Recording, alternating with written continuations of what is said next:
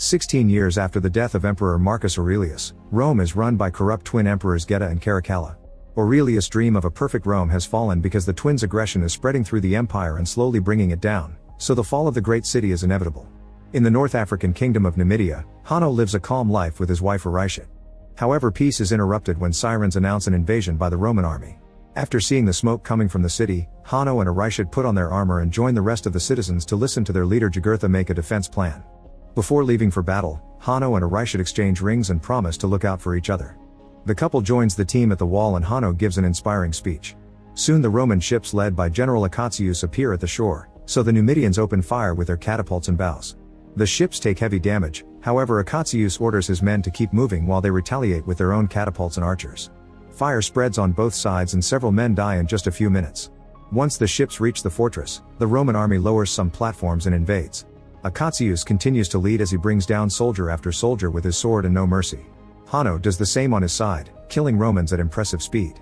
As the Romans storm into the fortress with the strength of their shields as protection, Aurishit shoots her arrows from above, offering cover for the sword fighters. When Acatius sees her, he orders his own archers to fire back and Aurishit is shot dead. Hanno watches in horror how her body falls into the sea and a Roman hits him from behind, making him fall as well. While unconscious, Hanno watches the mythical ferryman take Aurishit into the afterlife. He tries running after her as he desperately screams her name, but at that moment his body resurfaces and he wakes up. Nearby he finds the dead body of his wife, so he cries as he takes the arrow from her chest before the Romans capture him. Afterward Acatius claims the city for Rome while his men burn the bodies. All the citizens including Hanno get burning brands on their bodies, marking them as slaves. Next the slaves are sent to Rome in the ships. During the trip Hanno notices Jugurtha has a serious wound and helps him wrap it up. Jugurtha thinks he doesn't have much time left and remembers the day he found Hanno as a lost child in the desert. This triggers a memory in Hanno's mind. He was a kid living with a good family, but his mother sent him away when the Romans attacked his home. Eventually the ships arrive at Ostia, the port of Rome. Acatius is received as a hero and the twin emperors crown him with laurels. He asks for a break from war to spend time with his wife, but the twins announce that they'll be invading Persia and India next. The slaves are taken to Antium on the outskirts of Rome, where Macrinus oversees the gladiator training. Jugurtha, Hanno, and a few other slaves are released in a practice arena, where they must fight a bunch of feral baboons. Hidden soldiers shoot darts at the baboons to make them more violent and soon these beasts are jumping on the slaves to kill them with their teeth. Jugurtha refuses to fight and drops to his knees as he waits for the end. Hanno wants to save him from the creatures, but it's too late and Jugurtha dies. When the baboon comes after Hanno, he stops it by putting his chains in its mouth and biting its leg. Then he chokes the baboon to death with his chains, which impresses Macrinus to the point he decides he'll buy Hanno. Afterward Hanno and his friends are sent to the barracks with the rest of Macrinus' slaves, who mock Hanno by making baboon noises. Once the slaves are fed, they're taken to Macrinus so he can judge the new recruits. Hanno refuses to speak so Macrinus orders gladiator trainer Vigo to fight him. At first it looks like Hanno has a disadvantage, but soon he recovers and fights back with impressive skill to defeat Vigo. Then Hanno is sent to the private chambers, where Macrinus explains he chooses gladiators for their rage and Hanno has lots of it. Hanno finally talks to say his goal is to kill Acatius, and Macrinus explains he can achieve that if he wins enough fights in Rome. Meanwhile Acatius reunites with his wife Lucilla, the daughter of the previous emperor. He admits he's tired of the twins' tyranny, so he and Lucilla begin making plans to rebel against the emperors and make Rome great again. Sometime later Macrinus brings Hanno to a party in the city thrown by Senator Thraox. Hanno and one of Thraox's slaves are forced to fight with swords to death in front of the emperors. At first Hanno refuses to kill and attacks the other man using furniture and any object he can find around, but the guy refuses to surrender so Hanno has no choice but to stab him with the sword. Geta is very impressed and asks Hanno where he's from, but Hanno answers with a quote about hell from Virgil's The Aeneid. Thankfully the emperors find the poetry amusing and look forward to seeing Hanno in the arena. After the party, Macrinus scolds Hanno for getting cheeky in front of the emperors and asks where he learned such words. Hanno says his city had a Roman prisoner and he picked up a few stories from him, but Macrinus doesn't believe him. To Hanno's shock, he's paid 2 coins for the fight and learns that gladiators can save up to buy their freedom. That night in a hidden chamber, Lucilla and Acatius meet with a few senators to share their plans to save Rome. Acatius explains the Roman army is loyal to him and the senators agree to support him.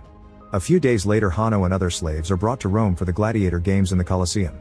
They are impressed by the architecture and the statues, but they also notice all the poor people on the streets. Macrinus meets with Thraox and they agree to double their bets. At the Colosseum, the emperors receive Acatius and Lucilla on the main seats and the crowd chants the general's name. After a few words from Acatius, the slaves enter the arena and gladiator champion Glycio comes in riding a rhino. Hanno acts as the group leader and makes a strategy to dodge the rhino's attacks. At first it goes well, but soon a slave is knocked down. The wound makes him run more slowly, so Glissio easily captures him with some bolas and the rhino kills him with its horn. Then Hanno runs some dirt through his hands, which reminds Lucilla of her former lover Maximus, the protagonist of the first movie. He throws some dirt at the rhino too to create a distraction and jumps out of the way, causing the beast to crash against the wall. Glissio falls off the rhino and gets injured, but he can still move and goes after Hanno.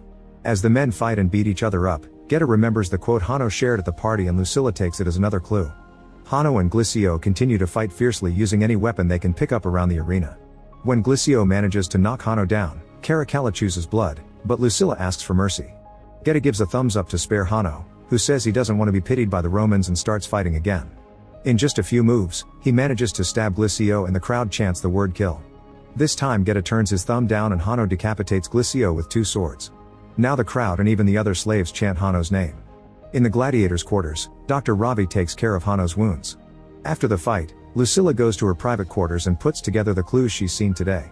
The quote and the running dirt confirm Hanno is Lucius, the son she had with Maximus. When Lucius was a kid, he was the only legit heir to the throne, so Lucilla sent him away to save him from the people who wanted to kill him for power. Lucilla cries as she realizes her beloved son is back and invites Macrinus to share a meal. She tries to act casual as she asks about his slaves, but Macrinus can tell she's hiding something. Later Macrinus asks around and learns that Lucilla used to have a son who disappeared. Rumors said Lucilla's late husband wasn't the boy's father because he preferred the company of men. This information helps Macrinus start putting 2 and 2 together. In the evening, Lucilla escapes through a hidden tunnel and meets with a senator friend, who sneaks her into the gladiator's cells. Hanno reveals he does remember her and his real name, but he says Lucius is dead and he's only Hanno now. Lucilla tries to explain herself, however Hanno angrily yells at her and kicks her out. When Lucilla returns home, she tells Akatius that her son is alive and begs for his help, which is overheard by a maid. The next morning Hanno is training with the other slaves, but Vigo is still bitter and sends the group away to make Hanno handle the rowing mechanism alone. At the end of the day Hanno's hands are raw, so Ravi takes care of them while sharing his story. Ravi is a free man and could have already returned to his homeland, but he met a woman, so they started a new life here in Rome. The next gladiator fight will be on ships. The arena is filled with water and a few sharks are swimming in it. The opponents open fire with flaming arrows, and whenever a man is hit, his body falls into the water and becomes shark food. Hanno tells his team to keep rowing, and when they're close enough to the other ship, they destroy their oars. Arrows keep flying and kill a few more men, but this never stops Hanno's men from rowing. Since their enemy can't move without oars, Hanno's ship moves forward and rams right into the other ship, breaking it down in the middle. Then Hanno and his men jump on the enemy's boat to start killing them one by one. More bodies fall into the water as the broken ship is pushed against the wall, putting Hanno near the main seats. He grabs a crossbow and shoots at Akatius, but a fighter pushes him at the last second and he misses. The arrow lands between the twins, who think this was a personal attack. After the fight, the slaves chant Hanno's name again. Vigo comes to scold Hanno for his crossbow trick, but Hanno says Vigo should be glad the arrow wasn't for him. Meanwhile Lucilla's maid shares all the secrets with Thrax. Later Macrinus comes to Thrax's home to pick up all the money from their bets, pointing out this is his house now. Instead of money, Thrax pays him with secrets. There are rebels planning to dethrone the twins, however that plan has been delayed until certain gladiator is rescued from the arena. That night, the palace soldiers pick Lucilla up at her home. In the gladiators' quarters, Akatius and his men are sneaking in to rescue Hanno. However, the emperor's soldiers are already waiting to quickly shoot the men with arrows before capturing Akatius. The couple is taken to see the twins and Geta scolds them for their betrayal, only for Akatius to laugh at him. This enrages Caracalla, who grabs a sword and tries to kill Akatius. Geta immediately stops him, saying the punishment must be public. After the couple is taken to a cell, Macrinus points out that crucifixion is for thieves and Akatius is a hero. So if the emperors want to stay on the citizens' good side, sending Akatius to the arena would be a better idea. The next day Ravi shows Hanno the shrine to the gladiator champions, and Hanno notices that Maximus' name has been scratched off. But in Maximus' grave, his armor and swords are still kept in good condition.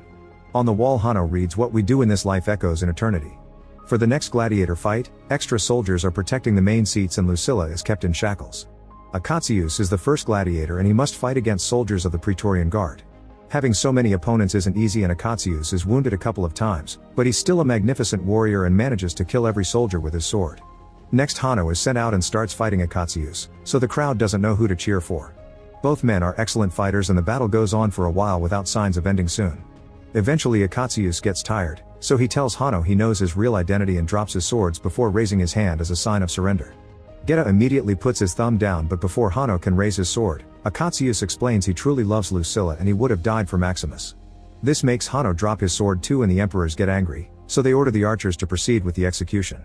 The arrows immediately kill Akatsuus and Hanno asks the crowd if this is how Rome treats its heroes, because then the citizens should expect to be treated worse. Then the crowd begins booing the emperors and the guards keep the people back while their leaders leave the Colosseum. In the evening Macrinus visits Hanno to ask him why he let Akatsuus live. Hanno explains building a better Rome is possible, but Macrinus thinks that's an impossible dream and reminds Hanno he's just a tool. On the streets, the citizens are rioting and starting fires all over the place as they ask for the twins' heads. The soldiers try to stop them, but the crowd fights them and overwhelms them with their numbers. In the royal chambers, Geta and Caracalla begin arguing over what to do and Caracalla blames everything on Geta, who responds by throwing water at his brother's face. Caracalla storms out of the room and Macrinus follows him to manipulate him. He says that Geta will blame Caracalla for everything in public so Caracalla should confront him. Tired of having to share everything, Caracalla grabs a blade and cuts his brother's hand. Geta stops him from going further and reminds Caracalla that he loves him, causing him to hesitate. Suddenly Macrinus appears behind Caracalla and guides his hand to slash Geta's neck a few times before stabbing him. In the morning Lucilla visits Hanno and gives him Maximus' ring. In return Hanno shares his condolences before they reconcile with a hug. Meanwhile Caracalla takes over the throne and announces his monkey will be his first consul while Macrinus will be his second. Macrinus presents Geta's head to the senators and explains he needs more power to protect their government, so they vote to make him leader of the Praetorian Guard. Afterward Macrinus visits Lucilla to tell her that he used to be a slave for her father, and now he plans to end the imperial bloodline by becoming emperor himself. At the same time Hanno gives the ring to Ravi, asking him to take it to Akatsuus' army in Ostia. Before leaving, Ravi gives Hanno the cell keys. The next day Ravi has to avoid a few guards to reach the general, who immediately agrees to help when hears the ring was sent by Lucius, the Prince of Rome. At the Colosseum, Vigo announces this will be Hanno's last fight and shows him the wooden sword of freedom, which he can win if he defends his mother. Suddenly Hanno opens the cell door and knocks Vigo down before slowly killing him with a wooden sword. The other slaves also come out of their cells and quickly kill all the guards who try to stop them. While the slaves open the way, Hanno goes to his father's grave to take his sword and armor. He still has the arrow that killed Arishad and tells it to wait for him. Afterward Hanno gives an inspiring speech to the slaves, who all agree to fight for their freedom. Then he enters the arena and finds Lucilla tied to a post surrounded by rebel senators while the crowd chants his name. Royal soldiers enter the arena too and the crowd boos them, but before they can attack, the slaves rush in to help Hanno fight with fair numbers. As a fierce battle ensues, Caracalla gets excited, but Macrinus is frustrated and tells a commander to call the cavalry. However, this can't be done because the cavalry is protecting the city since Akatsuus' old army is coming from Ostia to invade. They still manage to spare a few soldiers, who soon enter the arena and start killing both slaves and senators without mercy. The crowd freaks out and a guard shoots an arrow, killing a spectator. This is the last straw and now the crowd begins to riot, pushing the soldiers off the walls but also losing more civilians in the process. While everyone is distracted, Macrinus uses the chance to kill Caracalla by inserting a bodkin into his ear. In the arena, enough soldiers have been killed to create an opening and Hanno tries to rescue his mother. At that moment Macrinus shoots an arrow that pierces Lucilla's heart, so she gives Hanno her last words of encouragement before dying. Afterward Macrinus leaves on a horse to join the army at the gates, so Hanno steals a horse to follow him. Minutes later, the Praetorian Guard meets Akatsuus' army led by Ravi outside the city. Hanno appears in front of Macrinus and introduces himself as Lucius, the real heir to the throne. He tackles Macrinus to throw him off his horse and the men begin fighting with his swords. Macrinus turns out to be a fearsome opponent who manages to break Hanno's sword and keeps him short-sighted by throwing dirt at his face. Then Macrinus pushes Hanno into the river and starts stabbing, but the sword keeps bouncing on the armor. Hanno sees himself in the afterlife again and remembers his mother's last words before resurfacing with regained strength. He punches Macrinus before retrieving his sword to cut off his arm, followed by a slash to his stomach that finally kills him. After the body floats away, Hanno reminds the armies of his grandfather's dream of the perfect Rome. All the soldiers chant to show their support and agree not to fight anymore. That night, Lucius goes to the arena and takes some of Lucilla's blood before picking up some dirt in his father's name. Make sure to subscribe and turn on notifications so you can watch more videos like this. Thanks for watching.